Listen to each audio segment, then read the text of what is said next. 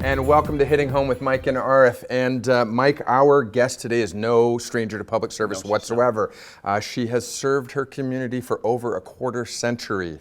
She's been a deputy mayor of her municipality, and she was elected by her peers across the province to represent 419 municipalities as an advocate for the Association of Municipalities of Ontario, who basically gets into dialogue and lobbies for municipalities with the province and the federal government.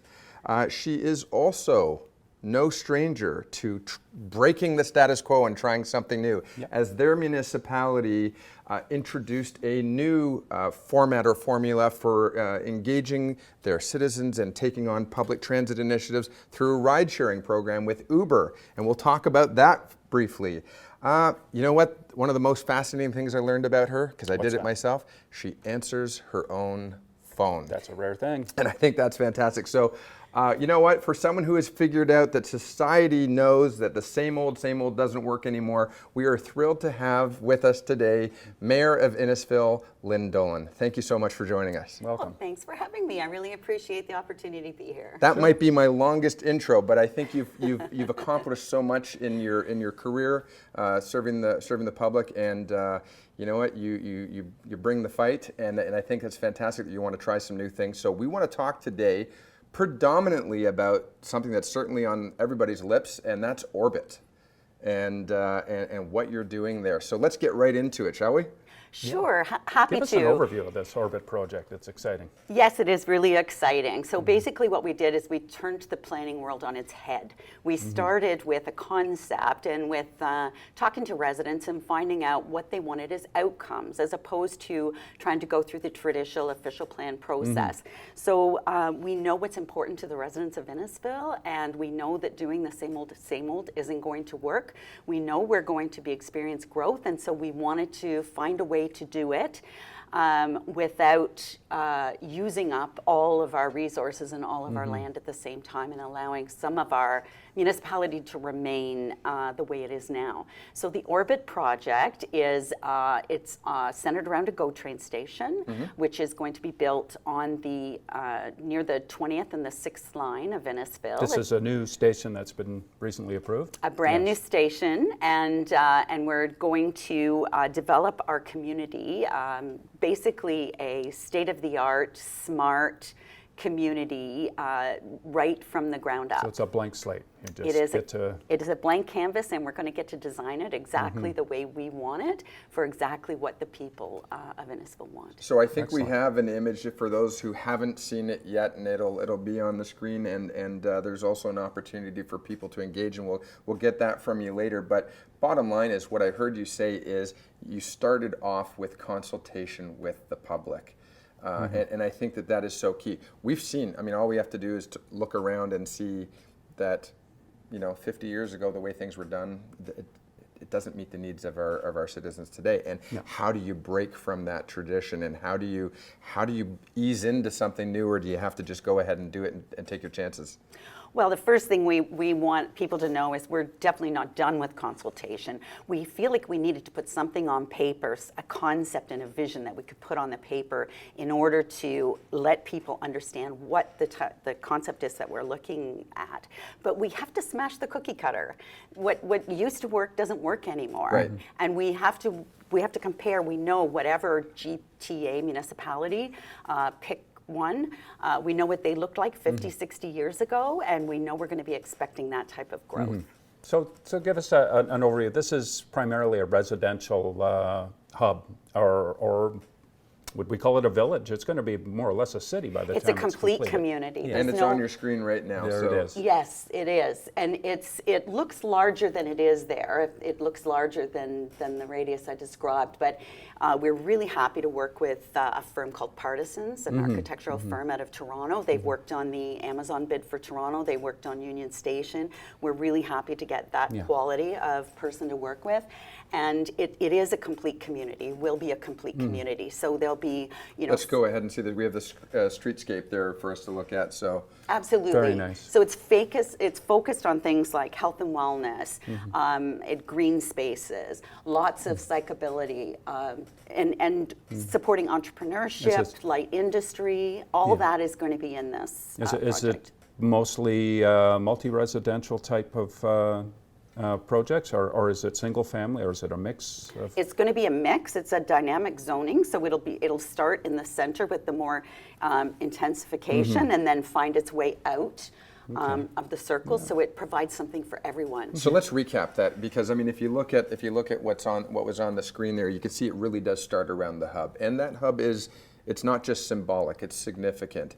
Innisfil, first of all, I mean, I'm going to go with you. You're not exactly sitting right on the 400, so there is a bit of a drive off the 400 to get into Innisfil. But by design, you're right on the rail line. You're right on mass transit. You're right on a corridor. So to me, it's a good blend. It's a healthy blend of, as you talked about, sort of the radius or the spokes in a wheel is what I think I've heard mentioned many times. It's all going out from the spoke in the wheel, or the hub, which is the transit. And then there all the paths, all the streets, there's trails, bike trails, et cetera, all going towards that center, that core of the community and working out. But for your commuters, who I'm assuming you have a fair, I don't know what your population mix is that commutes into the GTA or into Toronto, you have that proximity and that accessibility. Absolutely. So for a long time, residents from Innisfil have had to go to either Barrie or Bradford to get on the go. This will provide an opportunity for our residents. Much of our population is close enough. This would be walkable, cyclable to get to this particular station. And we're going to make this station, as you can tell by the vision that we have for it, this is not going to be a regular GO train station. This is not a ticket booth and a great big parking lot. This is going to be something spectacular, and people are going to know when It's a hub. And, yes. And you know, when we look to the future, obviously the incentive is to move away from the automobile at some point in our future. And I'm guessing, being a smart city of the future, that's being taken into account. So you could live there and be totally auto-free, where that's hard to do in a lot of existing urban centers right now. Is that part of a deliberate goal? That is a deliberate goal for our community. If you look at young people today, many of them don't aspire to what we aspire to, you know, the picket fence and the acre lot. They want smaller space. They want to create experiences and collect experiences as opposed to things. You don't see the, you know, china cupboards with the Royal Dalton collections anymore. People want a different type of space, and you know, we love our proximity to the City of Toronto. We know that it's an explosive tech startup market there, but you know, a young person with an idea that's doing a tech startup can't afford to live in Toronto, but they could afford to hop on a GO train and live in Innisfil. And on that perfect finale right there, we'll segue right into a break, and we'll come back in and we'll talk about some of the influences that have helped shape this pilot, this project, and we're going to talk about holding that accountable to make sure that design comes to fruition. So stick with us on Hitting Home with Mayor Lynn Dollin, and we're talking about Orbit.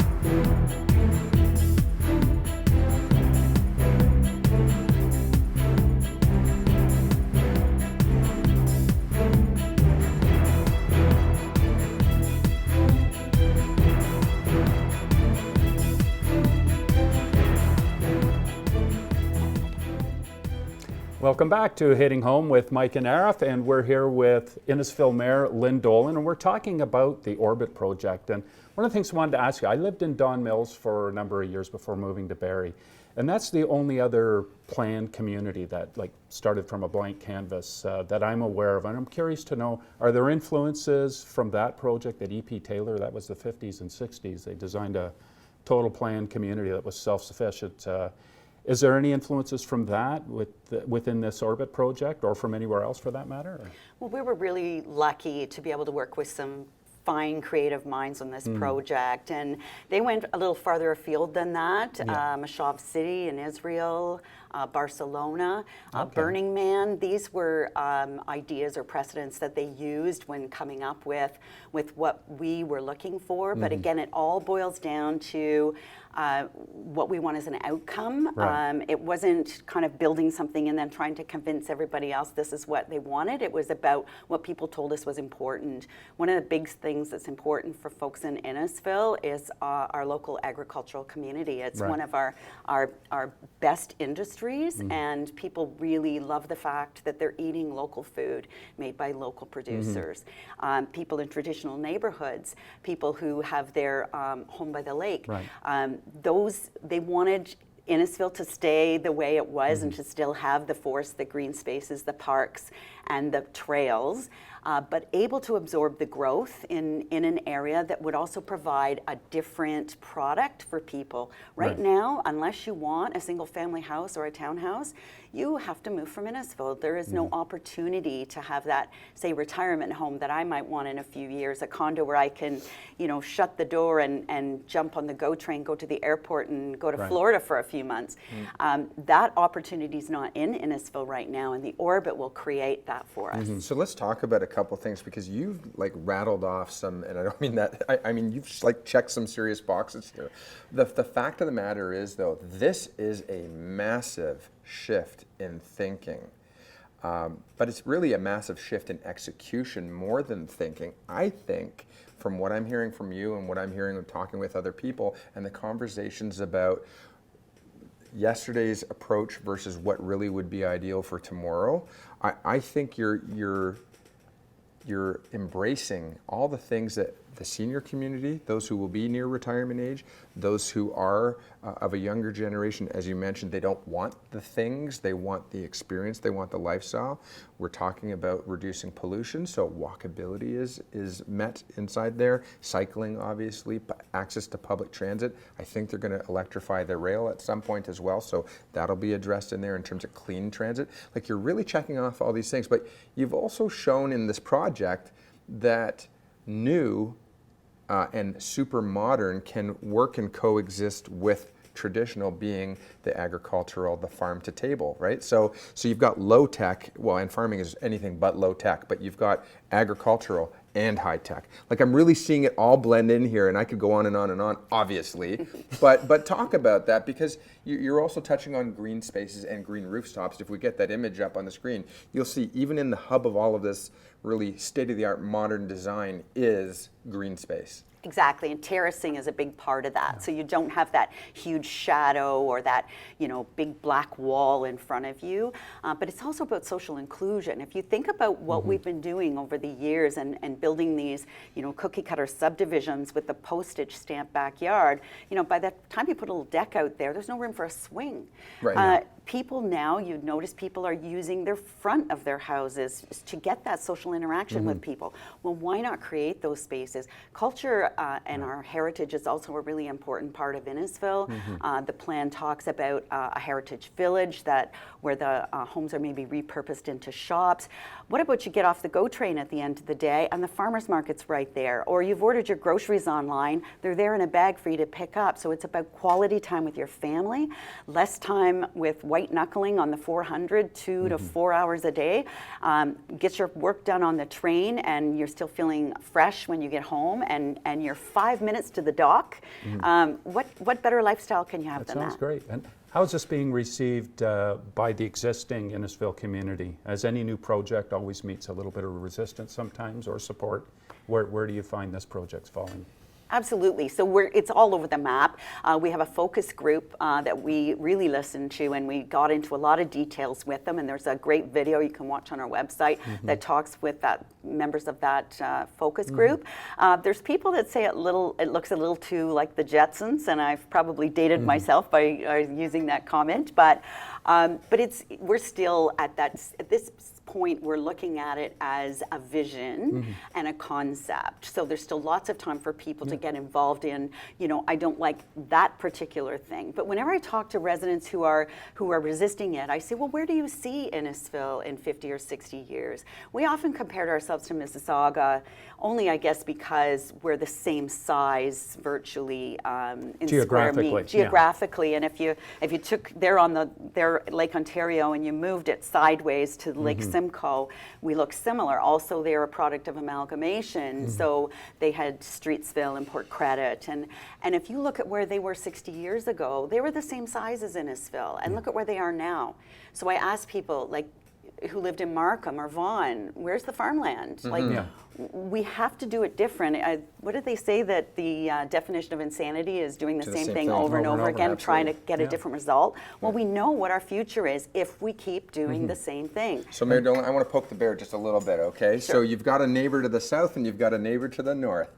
And I'm wondering how much head scratching is going on in those two municipalities, one that we live in, one that I represented obviously during my my time. And I want to know, this is an innovative approach. All these words, the buzzwords that will come out, modern, space age, next gen, innovation, whatever. And here is this quiet and unassuming town, right? And bam, this huge project comes in. What are people saying, and what are your neighbors to the north and south saying? Why didn't they get it? Did you go out and get it yourself, or did it come to you? These are kind of the questions that I hear. Sure. So we never sit around and wait for things to happen to us. We go out and make them happen. We've built a great culture in the municipality, and because we're fairly small, we can be nimble, and we can work on different things, and we have ideas like our Innisfil transit model, like partnering with Rover to create extra parking spaces that don't have to pave over Greenland, like being the first municipality in Canada to accept cryptocurrency for property taxes. All of those things is part of the culture of the town. We give our municipality the opportunity to think outside the box. Excellent. Fantastic. So we are going to go to break, and when we come back, let's talk about a couple more things. Obviously, this is state of the art. It is cutting edge. Let's talk about that SMART concept that was thrown out there. I also want to talk to you about making sure that what's on the nice, pretty drawing actually comes to fruition. So stick with us on Hitting Home with Mike and Arif. We will be back with Innisfil's Mayor Lynn Dollin.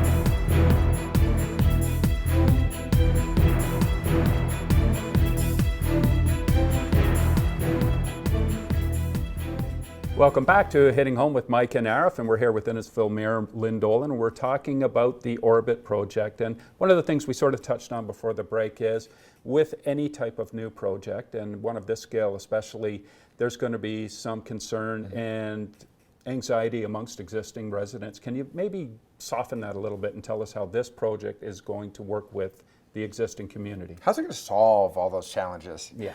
Well, one of the things we know, as you know, is growth is happening. So we are going to have to absorb growth in Innisfil, but we want to do it differently so that it doesn't absorb all of our land. But this is not layering on top of existing or just urban sprawl per se. Absolutely. So the whole idea is to stop that, Mike. And so what we're trying to do is take that growth that we know that we have to absorb and concentrate it into one area to provide kind of a city within a town that's going to provide amenities that the rest of the town can take advantage of, but at the same time allow what's important to them, which is the open space, which is the forests, the trails, and the traditional neighborhoods in other parts of Innisfil, and concentrate that growth in one place. Right. I think what's really interesting is that you as a mayor and your council get to look at neighbors across Ontario, and I'm not saying your neighbor to the north or your neighbor to the south. You mentioned Innisfil, Milton, whatever. They've got rail lines as well, by the way, so if we look at comparators.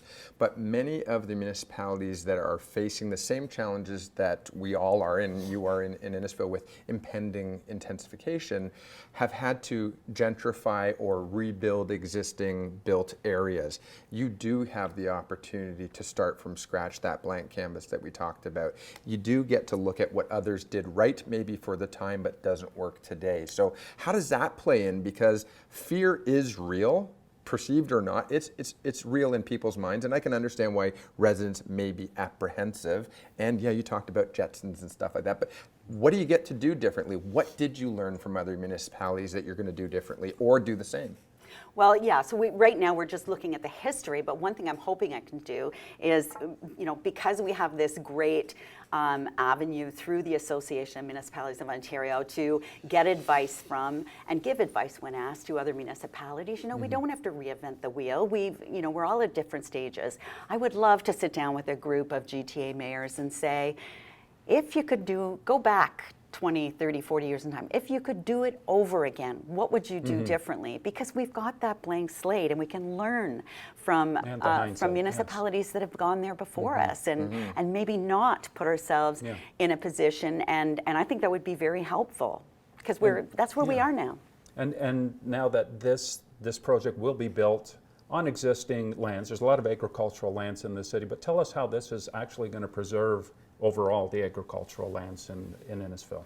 Yeah, that's really important to us. We have a number of producers, and for more and more people are appreciating that 100-mile diet and eating locally, and we're really seeing that in our community. That's something they value, and they don't want to lose that. What is the Conservation Authority, Lake Simcoe Conservation Authority, what are they saying? We're working with the Conservation Authority as well as many other public agencies to make sure the provincial government, this is about providing enough housing supply, attainable housing where people can actually afford to live, which we know is a problem in this area, and just having the space and the social inclusion that we think it will also cultivate.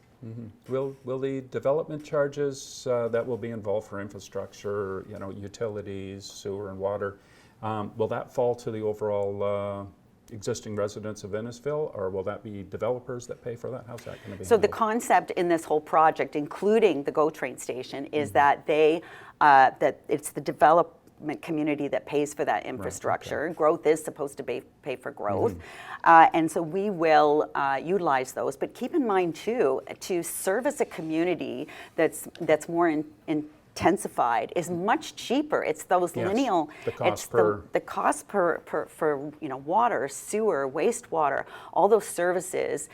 When it's a concentrated area is much more efficient than trying to run pipes for miles and miles and miles past half-acre lots. Well, we're learning that the hard way, absolutely. But we're almost out of time, and we're definitely going to have to bring you back to talk more about innovation in Innisfil, because I have a bird in my ear telling me something's in the works. But we'll talk about that later. Last two questions, real quick. Yes. Our aging population. Yes. Are they going to love this or not? I think they are. Right now, if you've got to the point where you can't handle stairs anymore, you've got to move out of Innisfil. We don't want that. We want to keep the residents in the community that they've grew up in and that they love. And we think we can create something, an age in place, where there's the opportunity. We're also working hard with RVH to hopefully get a South Campus and get that. We've just opened the Sideroad Health and Wellness Center that we've had great that's been great for the community and provided services we've always had to go out for. Now we've got this at home. So I've got one last question, then we're out of here. Okay. Something that I beat my fist against the council table about over and over and over again, which was we saw these fantastic designs, these wonderful conceptual drawings that came in, and then what was built was never what was promised. How are you going to do that differently in this project? Well, because we're still in the consultation phase, I'm not going to say that what we build is what exactly looks like in that picture, but we're very fortunate in that we aren't having to, most of the land is owned by the Cotel Group, which is one development with some other developers kind of more on the outside. So it's not trying to get 20 people to all agree on a vision, and this is what's happened in other communities where it hasn't been as successful. And I can tell you that the Cotel Group has embraced the vision. We're working really closely together with partisans, and we know that there's a lot more people out there who have a lot of great ideas, and we're looking for them. We don't know what we don't know, so if you're interested in getting involved in this project, please get in touch with us. And on the screen is that information on how people can get in touch. Mayor Lynn Dollin, thanks for spending a half hour with us. We will definitely have to bring you back. It was fantastic. Thank you. Thanks, Mike. And we will see you next time on Hitting Home with Mike and Arif.